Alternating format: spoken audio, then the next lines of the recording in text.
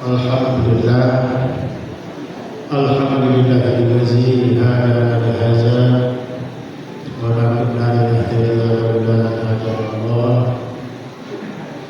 Pertama-tama tentunya tidak penting-tingginya kami mengajak jemaah semuanya untuk sama-sama tetap bersyukur kepada Allah Subhanahu wa taala atas nikmat yang telah diberikan kepada kita semuanya, nikmat iman, nikmat Islam, nikmat sehat, nikmat kuat, dan masih banyak nikmat-nikmat lainnya.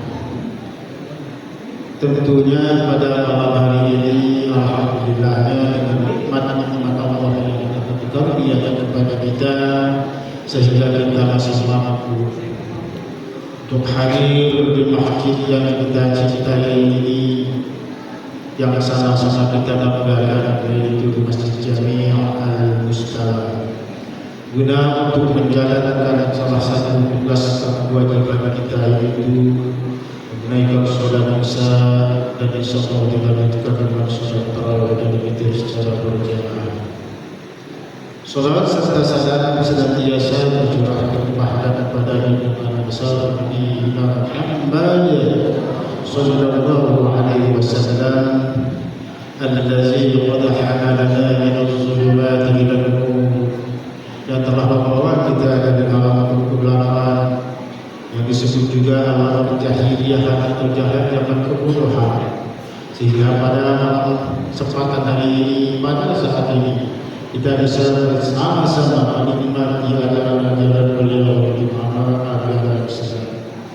Kalau bukan karena Nabi Muhammad sallallahu alaihi wasallam, sudah bisa dipastikan tidak ada kita di sini. Wajib kita bersyukur. Hadirin jemaah salat Isya dan tarawih yang mulia. Pada puluh-puluh yang lalu, termasuk saya juga banyak membahas tentang puasa Ramadan. Namun pada kesempatan hari ini mungkin saya tidak akan berbicara tentang puasa Ramadan, karena kayaknya kita tidak paham semua masalah puasa Ramadan. Kita paham semuanya, kita tidak paham kalau masalah sama. Sekarang saya ingin berbicara tentang tolakul ilmi. Apa itu tolakul ilmi? Apa itu tolakul ilmi? Yaitu menuntut ilmu. Tentunya banyak kriteria atau beberapa hal kriteria yang saya sampaikan pada kesempatan ini.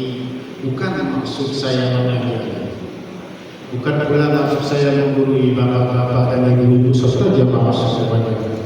Karena saya yakin dan percaya bapak-bapak dan ibu semuanya jauh lebih paham dari saya bagaimana tentang cara mendidik itu, cara ditanamkan.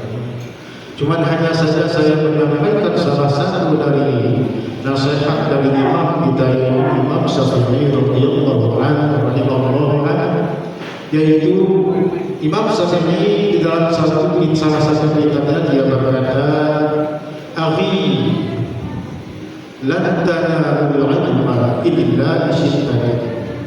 Saya ketika tafsirha bayan, yang mana Imam Syafi'i berkata dalam salah satu kitabnya, "Wahai saudara, Anda tidak akan mendapatkan ilmu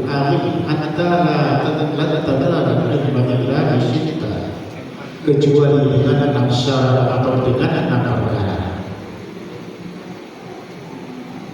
Apa enam perkara itu? Kata Imam Syafi'i dalam kitabnya, ia mengatakan yang pertama adalah zakat. Apa itu zakat? Zakat cerdas atau IQ bahasa sekarang. Tentu sekali diperlukan IQ yang cerdas, yang bagus, yang terlatih untuk mudah mendapatkan dan menyerap ilmu yang diajarkan oleh guru-guru. Yang kedua, kata Imam Syafi'i, Anda akan mendapatkan ilmu apabila Anda bahwa apa itu hirsun itu adalah bentuk seperti rakus tamat akan ilmu pengetahuan. Kalau bahasa saja sekarang serba ingin tahu. Jadi kalau jangan heran anak-anak kita ketika bapak-bapak melihat anak-anak kita aktif tidak bisa dia itu biasa saja, saya yakin anaknya cerdas. Memang kewalahan kita saja, cuma jangan dihentikan. Karena melihat anaknya super aktif lalu kita mencari kurang pintar untuk mengobatinya biar dia akal. Akhir-akhirnya nanti anaknya diam, otaknya juga jongkok. Biarkan saja. Anak yang cerdas, anak yang super aktif biasanya otak cerdas.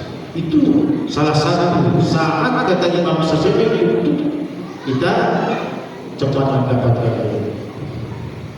Yang ketiga wajtihadun, kata Imam Syafi'i. Apa yang wajtihad? Jahadan yujahidu ijtihadun. Bahasa Arabnya artinya sungguh-sungguh. Ijtihad, sungguh-sungguh. Ya belajar sungguh-sungguh. Untuk masuk sekolah ya sungguh-sungguh. Untuk belajar lagi ya sungguh-sungguh. Jangan ada yang berbicara, ada yang belajar. Jangan ada yang belajar di luar kelas, dan juga yang belajar. Jadi ini memang sungguh-sungguh. Dengan sungguh-sungguh saja belum tentu kita dapat ilmu, apalagi dengan lain-lain. Dengan berdoa tentunya ini tidak salah oleh Imam Syafi'i. Yang keempat,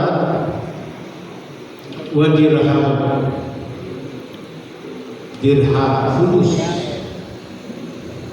fulus. Sekarang kita bisa kaji semakin tinggi mutu suatu pendidikan akan semakin mahal bayaran. Baik itu SD, SMP, SMA, perguruan tinggi. Artinya saudara memang tidak dapat lepas yang namanya dirham, yang namanya biaya untuk menempuh satu pendidikan itu memang diperlukan.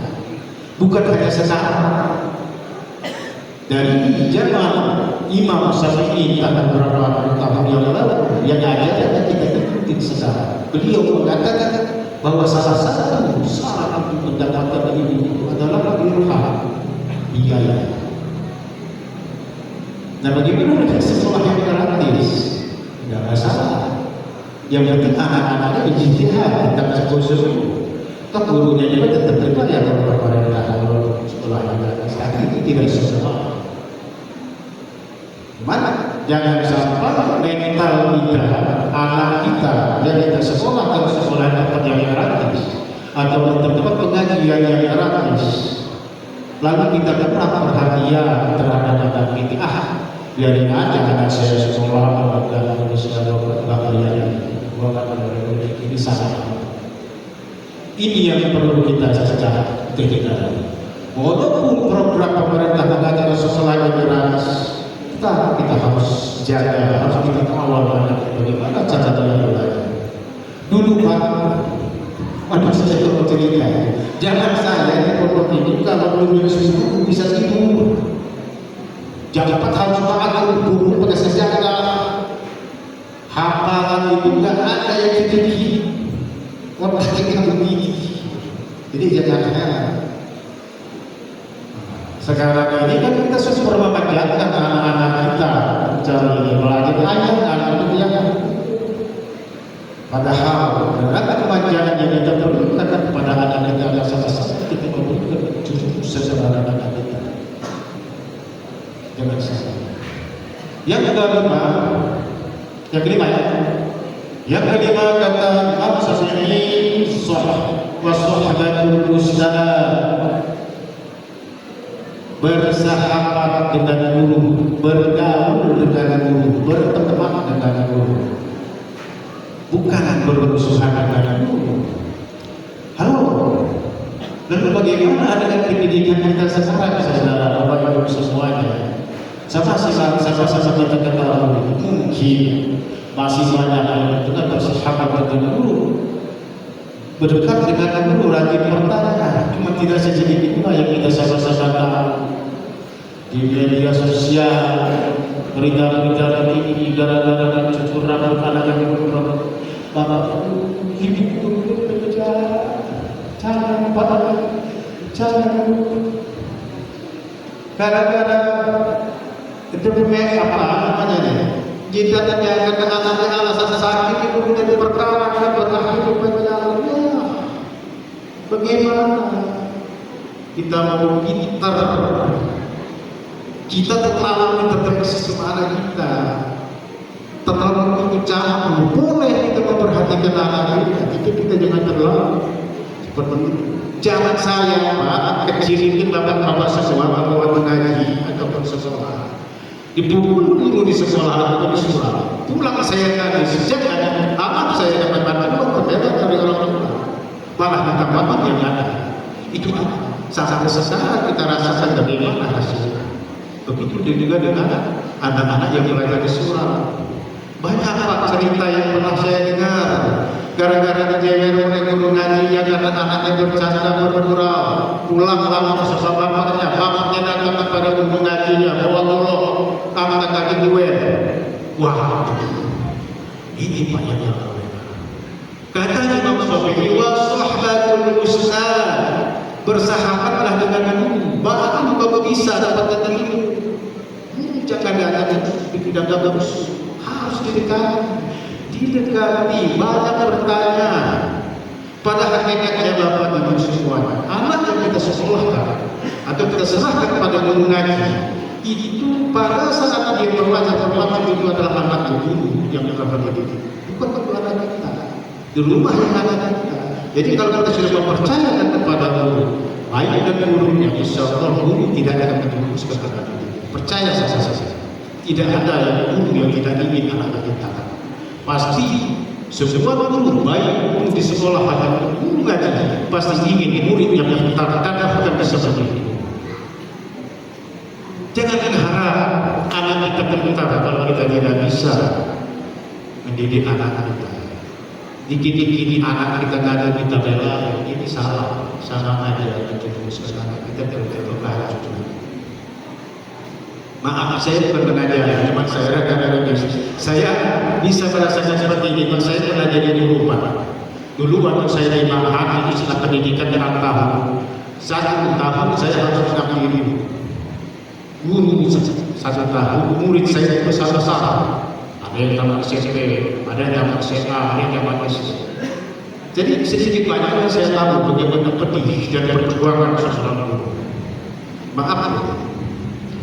Jadi mohon maaf juga pada guru-guru kita yang ada. Saya tahu masih banyak guru-guru. Saya mewakili Anda. Ya, saya mewakili Anda dan insyaallah jemaah yang ada di Masjid Al-Mustawad ini tidak ada yang istilahnya dikit-dikit mengarah sesuatu ataupun anak dalam waktu datang membawa bom karena guru ngaji yang cerewet galak. Ente memberikan sesuatu yang berharga pada guru Anda. Malah ketika anak Anda menangis karena dimarahi guru ada mana jalan.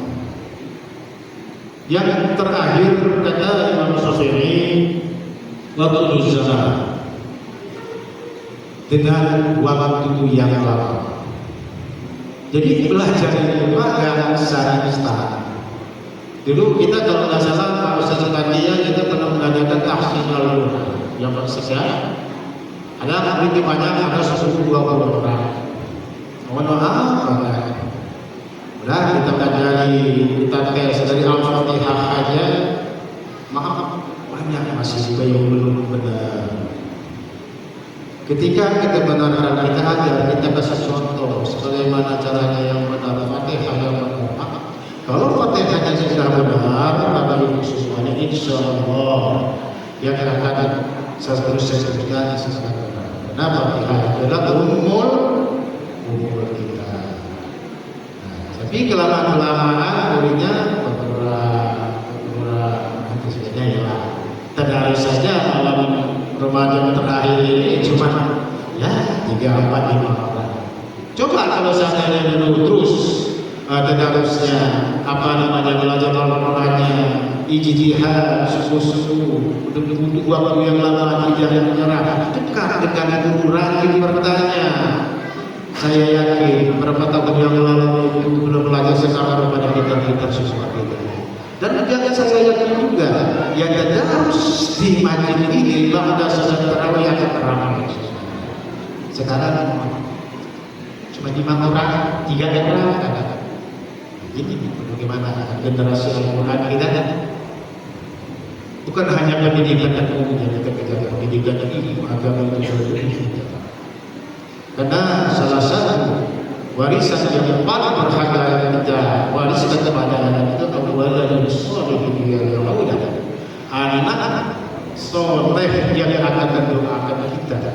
Itu salah satu harta yang berharga yang kita. Bahkan Imam Ghazali dalam salah satu kitabnya mengatakan man lam yazul dan ta'ammudi pada jawaban al-jahli kulla hayati. Apa kata Imam Ghazali? Barang siapa yang belum pernah merasakan betapa pentingnya memikir ayat kecilnya memikir pada jawaban al-jahli kulla hayati, maka puaslah dia dengan kebodohannya secepatnya itu. Ini Imam Ghazali dalam kitab Ihya Ulumuddin. Bukankah dengan ilmu kita bisa apa saja? Di dunia kita bisa membutuhkan ilmu, di akhirat kita membutuhkan kedua-duanya kita membutuhkan. Man arada dunya fa'alayhi bi'ilmihi, wa man arada al-akhirah fa'alayhi bi'ilmihi, wa man arada fa'alayhi. Siapa yang ingin menginginkan kehidupan di dunia, maka hendaklah dia berilmu. Dan siapa juga yang menginginkan kehidupan di akhirat, maka dia dan siapa yang menginginkan kedua-duanya, makanya pula hendaknya dengan ilmu. Ini saja yang bisa saya sampaikan. Dan maaf bukan maksud saya mengadari, hanya wala rasulullah Assalamualaikum warahmatullahi wabarakatuh.